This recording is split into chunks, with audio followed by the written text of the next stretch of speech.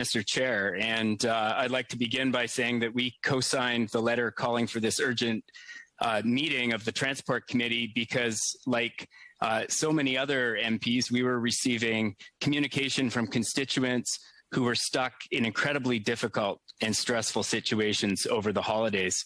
And I thought I would set the stage for my remarks just by reading a brief excerpt from one of the emails I received from the mother of a constituent whose son was stuck in Mexico and unable to get home. And she writes to me, quote, "He is getting no reliable information from Sunwing as to how long this may last. Every day he has to check out of the hotel and wait in the lobby to see if he is included in the passenger list that will be provided a room for the next night. He is frantic. From my end, I have made countless phone calls to Sunwing and have not been able to talk to anyone. There is no reliable information and no communication from Sunwing representatives. He cannot afford to book a return flight with another airline and then fight with Sunwing to get his money back. I know there are certain rights he has, but they seem to be difficult to access, and our government does not seem interested in their constituents' dilemmas. He is not alone. There are hundreds of Canadians in this same situation. Something has to be done for these people. I am a senior on pensions that are very limited. I cannot afford to fly him home either. Please, please help." Now, this person ended up having to fly her son home on another airline at huge personal expense.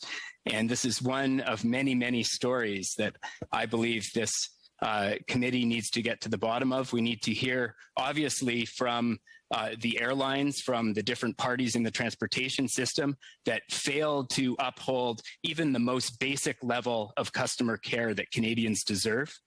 But most importantly, we need to hear from the Minister of Transport, the person who is charged with overseeing Canada's transportation system and upholding the rights of Canadian passengers.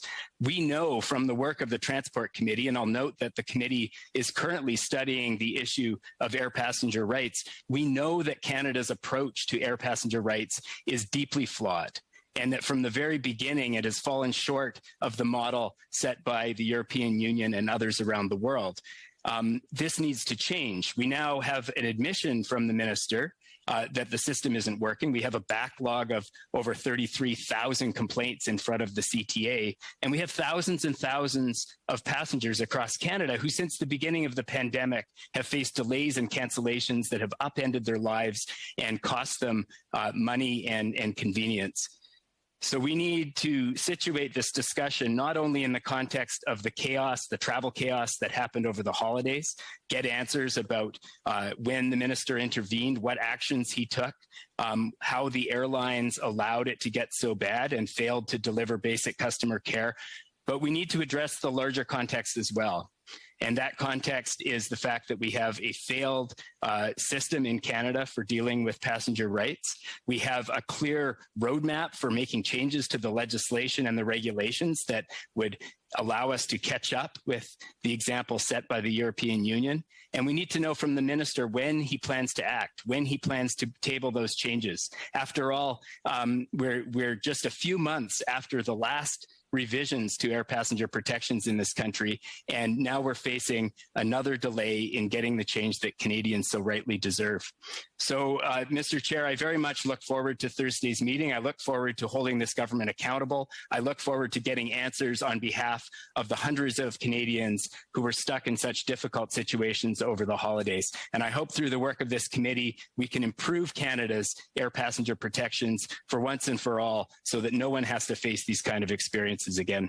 Thank you very much, Mr. Chair. Back in there, I don't think that we, quite frankly, as members of this committee, need the parliamentary secretary to instruct us on how we should question the minister. I think he's quite capable to come before this committee to defend himself, and we will question him as we see fit, because we are here representing Canadians who, quite frankly, had their lives turned upside down, who with small children were on planes for 11 hours trapped on the tarmac, who were sleeping on the floor of a cold airport.